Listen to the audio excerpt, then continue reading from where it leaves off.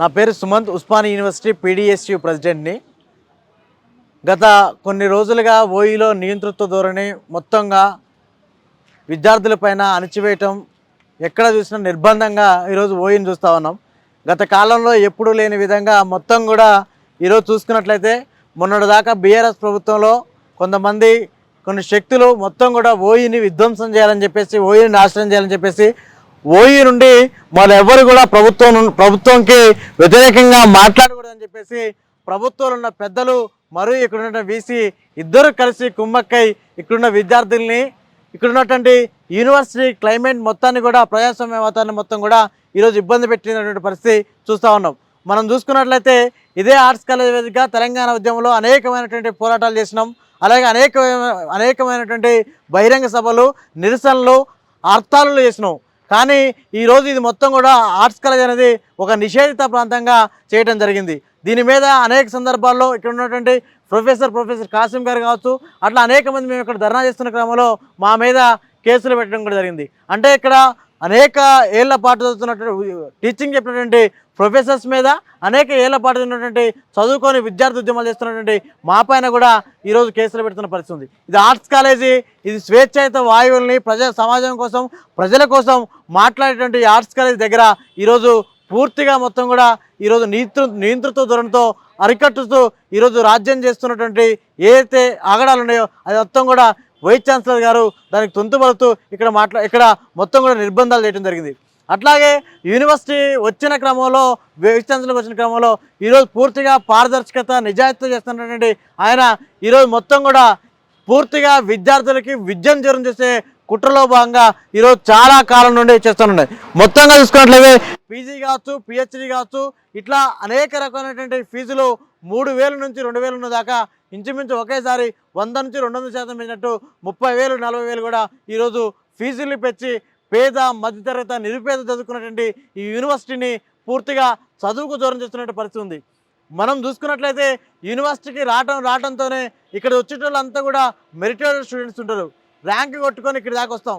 వచ్చిన విద్యార్థులు మొత్తం కూడా ఈరోజు ఒకేసారి మెస్ డిపాజిట్ల పేరుతో మొత్తం కూడా ఒకేసారి 10,000, 11,000, 12,000 కట్టించుకుంటున్న పరిస్థితి. ఇది ప్రభుత్వ యూనివర్సిటీనా లేకపోతే శ్రీ చైతన్య, నారాయణ కార్పొరేట్ విద్యా సంస్థలు అనేటువంటి అనేక మంది విద్యార్థులు అనుమానం వ్యక్తం చేస్తూ ఉన్నారు. కాబట్టి ఇంకా అనేకమైన సమస్యలు ఉన్నాయి. ఈరోజు ఫీజులు పెంచుతున్నారు, చదువుకు దూరం చేస్తున్నారు.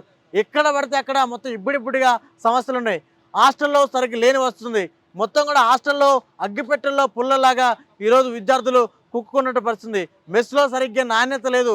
ఇట్లా కనీసమైనటువంటి మౌలిక వసతులు ఏమీ ఈ యూనివర్సిటీలు లేవు. కానీ ఈరోజు రావడంతోనే అద్భుతంగా చేస్తాం, హార్వర్డ్ యూనివర్సిటీ చేస్తున్నట్టు ప్రభుత్వం చేయలేదు. అలాగే వీసీ వచ్చిన తర్వాత మేము చాలా క్షుణ్ణంగా అద్భుతంగా చేస్తున్నామని చెప్పేసి మాట్లాడి మేరకు మాత్రమే ఉన్నది తప్ప ఈరోజు ఎక్కడ పడితే అక్కడ తీవ్రంగా ఇబ్బంది అవుతుంది. మనం ఇక్కడ ఆర్ట్స్ కాలేజ్ ముందున్నాం. ఒకసారి ఆర్ట్స్ కాలేజ్ లోనకు పోయి చూసుకున్నట్లయితే వర్షం పడితే ఆర్ట్స్ కాలేజ్ గదులు మొత్తం కూడా నిండుతున్న పరిస్థితి ఉంది.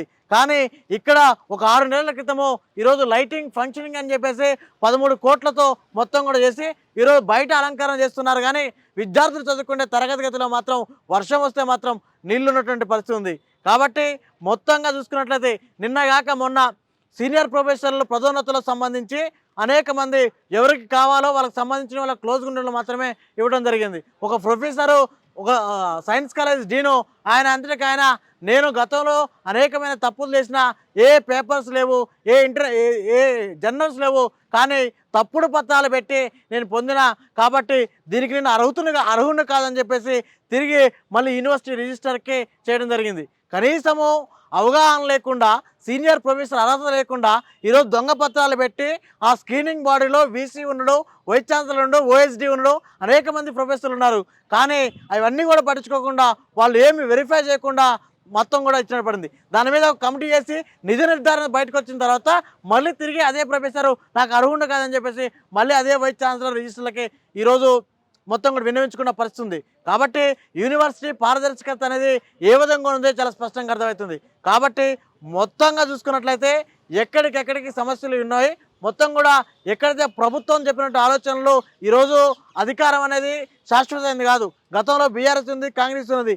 ఇప్పుడు బీఆర్ఎస్ పార్టీ వాళ్ళని అడ్డుగా పెట్టుకొని ఈరోజు మొత్తం చూసుకొని అనేకమైనటువంటి అరాచకాలు ఈ యూనివర్సిటీలో జరిగినాయి. కాబట్టి మేము విద్యార్థులుగా చూస్తున్నాం. ఒకసారి చూసుకున్నట్లయితే ఓయూ అడ్మినిస్ట్రేషన్ బిల్డింగ్ చూసుకున్నట్లయితే మొత్తం కూడా అది ఉస్మానియా యూనివర్సిటీనా, గతంలో ప్రగతి భవన్ అని చెప్పేసి మేము అనేక సార్లు మొత్తం ధర్నా చేయడం జరిగింది. మొత్తం ఫెన్సింగ్తో కంచెలేసి మొత్తం కూడా ఎవరిని లోనకు రాకుండా చేస్తున్న పరిస్థితి ఉంది. కాబట్టి ఒక ప్రొఫెసరు వైస్ ఛాన్సలర్గా గతంలో ఐఏఎస్ని ఐపీఎస్ని ఇన్ఛార్జీలు నియమిస్తుంటే లేదు, ఒక ప్రొఫెసర్ నియమించాలి. ఎందుకంటే ప్రొఫెసర్ అంటే మొత్తం కూడా విద్యార్థులతో కలిసిపోయి విద్యార్థుల వాతావరణం, యూనివర్సిటీ వాతావరణము అన్నీ పూర్తిగా అవగాహన ఉంటుంది.